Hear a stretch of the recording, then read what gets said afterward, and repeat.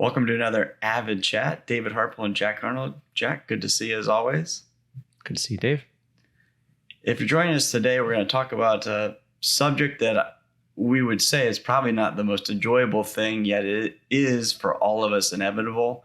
And as we get closer to, as I like to say, God granting you your glory wings, things to be mindful of. And that really is, how do you prepare for the inevitable death? And that's not only for yourself, but also for loved ones around you. Jack, we've talked a lot about, I think, the financial side of things, right? Preparing for documents and titling your assets correctly and using attorneys. But it's a lot more than just that. And I think personally, we both experienced these with clients and our families. So where do you want to start? Well, I think it's, there's two, I guess you could say there's two parts to this. There's, like you said, there's like the documents. I guess let's call that the quantitative side. There's like you got to get your documents in order and have a will or a trust, whatever it is, healthcare surrogate, financial power of attorney. These are all kind of basic estate docs that you can get drawn up. It's pretty straightforward.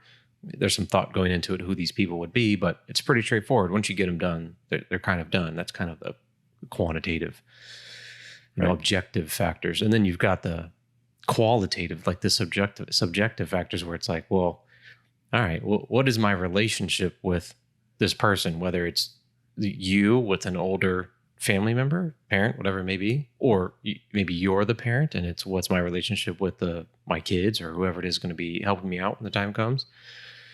And how does that look? It's like an insanely awkward conversation, No doubt about it. It would be weird to go up to like your parent and be like, hey, let's talk about when you're dead. It's like, even now, like my daughter came up and said, what are we going to do if you die? I'd be like, well, hopefully it's like a really long time from now. It's like a weird, I don't know. Right. It's a tough conversation to have in the first place.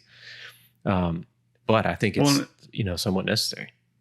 Well, and I think it's not that's the death part is somewhat easy. It's the leading up to that, right? No, none of us know what that's going to look like. You can't assume that it's old age, because if anything we've learned through a pandemic like COVID, that could happen to anybody. And there's always been things that, whether it's cancer or terminal illnesses or just some random things, that people get sick and then they go through that last stage of life. Being the loved one is super important to know. Like, what is that going to look like? I mean, I can share, my parents are older. I pray they have another 15, 20 years on the planet. But the reality of it is, at some point, my sister and I are going to have to handle and address, okay, where are they going to live? Who's going to take care of them? What is our involvement? And really, from their standpoint, what do they want that to look like? Right? Mm-hmm. Maybe. Yep. And those are difficult conversations, because you have the emotional side of, I love my parents, but let's be honest, and I've said this to them, I don't want to be the one taking care of them 24/7. And I would hope that they don't want the same thing. Yeah. And those decisions, it's easier it's more awkward, I suppose, to have those conversations now, but it's definitely less stressful than having them when the time comes and trying to figure it out on the fly. Even though you probably can't avoid having some kind of on the fly, because things, you never really know exactly how it's going to play out. Right. But at least you have a general idea, like, okay, this is how we would try to make it happen. This is what we would do. At least you have some ideas kind of going into it, so it's not just like total surprise as to what would happen. Correct. In your situation, you live however many miles away from your parents in Ohio. Like, that'd be very difficult to do from afar. Something to talk about. How does your sister feel about that, being the basically one that would be responsible for it? Like, I think it's easier to have those conversations ahead of time as to how would I contribute, that kind of stuff, and maybe in your situation. So, well, for sure. And that's a great point too, because, my parents, they come to Florida all the time. So maybe they would like to have the ability to be in Florida as they're older. I don't know. True. But the decisions, like you said, that we would have to make, if we don't talk about it now, are going to be that much more difficult. Do we keep them in their home? Do we put them in some sort of assisted living? What does that look like? Are they together still? There's a lot of variables that, and we've experienced this here recently with clients that are going through these very, very difficult situations. And if there are multiple siblings, you have a sister, I have a sister, there's more people in the mix that have to make the decisions. And that in the moment is very, very difficult. Yes. And also, right, you want to have those conversations ahead of time, just because you don't want everybody gets kind of, in the moment, everybody's stressed out. It's going to be tough to make decisions. But also, like, we've had experiences in the past where we've had, even just recently, we've had clients where they are, by themselves in some sense. They're older, so they don't have a spouse. There's no like joint person on the account with them for their own reasons. They're independent people. They don't want to have a bunch of people on their accounts. But what has happened, this happened to me twice actually, is, they get older, and I had one where it was like a nephew or something. At least what he would tell me was a nephew was starting a business. I don't even know what it was, but he was taking out thousands of dollars, just tens of thousands of dollars out of his account all the time, and would say, he's going to pay me back. And it would put it back in, and it just kept getting drained and drained and drained and drained. But there's nothing I could do about it. It's his money. I didn't have another contact to say, hey, your dad or whoever, uncle, whatever it may be, you might want to check on him, see what's going on. Here's the situation. I just didn't have the really legal ability to do that. There's confidentiality. I could just give information to whoever. It's kind of a helpless feeling to not, something's up. You try your best to try to talk to them and see what's going on, but they can kind of do whatever they want. I had another client that was some scam got their hook into them, and they were like taking money out of their account and like stuffing FedEx envelopes of cash to send off somewhere. Yeah. And in the moment, it was suspicious in the moment. And I would say, are you sure? We did everything that we could, but at some point it's their money. There's not much I can't say, no, I think this is suspicious. I'm not going to send it. I'm stuck. And they didn't have another person on there that I could communicate with or that would call and have a good relationship. So anyways, that has nothing to do with, and they were fine. It's not like these were people that weren't of sound mind at the time. It's like they were fine. Right. One of them had just stopped working maybe 6 or 8 months before. It's not like they were, but they got, just got in a bad situation. That's something that you don't really think about. What happens? Do you have a good relationship if it's your parents or whoever?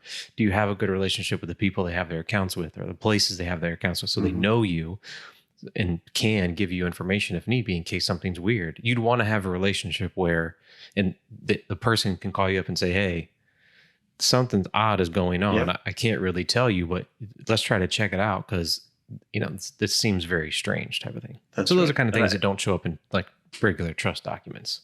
No, it's a great point. Yeah. If you're listening and maybe you're older, you have an advisor with some other accounts, have those conversations. If you do want someone else to be involved, if something like that happens, because from a legal standpoint, as Jack just mentioned, unless somebody is either named on the account or has a document that they can share with us that they legally have the ability, or we've had conversations with our clients who we can't share information with anyone other than the account holder. And like you said, sometimes our hands can get tied. So that's a super good point. Yeah. We're not attorneys, so we've talked about some different documents, but I would say one recommendation would be having just a regular attorney look at your current estate documents, or if you don't have any, just reaching out and talking to them about what those documents are. But then also, if you are dealing with an elderly person or your own folks, as you get later in life, elder law attorneys, come with the specialty of they really know the system and how to handle accounts and how they're titled and assets, because most of the people we've worked with in the past, they don't want everything to go. They don't want to spend everything and end up on Medicaid and kind of be forced into decisions. And elder law attorneys are really good at helping you navigate that system and prepare in advance, because the cost of whether it's a nursing home or home health care is through the roof in a lot of areas. Yeah. Yeah, and that's another thing is, you got to talk to the people that, if somebody's going to end up in a situation like that, all of us, I suppose, have the, could potentially end up in a situation like that. You never really know. It's better to have the conversation. If this was to happen, then how would you want to deal with that? What are your preferences? And then how would we kind of pay for that? Like, it's a planning thing. Do you need to do it when you're 50? I don't know. It's probably a good conversation to have. But as you get older, these are good conversations to be having, and being open with the people and trying to plan ahead of time would be good. Because, like you said, if you don't make the decisions, you're going to be forced into making them at some Correct. point. It's going to be out of your hands. Better to make them ahead of time on your own terms, and then just waiting until the situation forces you to do something that you don't want to do, and it's kind of suboptimal and just doesn't work very well. Yep, that's exactly right. Well, hope you got something out of this chat today. Again, to recap, it's not just having the right documents in place, but it's really having the difficult conversations ahead of time with your significant other, with loved ones that might be involved or infected, so that you can not only plan and have the end of your life the way that you'd see it, but also so that how they're going to be impacted, and you have some sort of plan going into it. So yeah, if we we'll try to do something a little bit more cheery next week. That's right. Listen, hey, like we said, it's not fun to talk about even amongst ourselves, but right.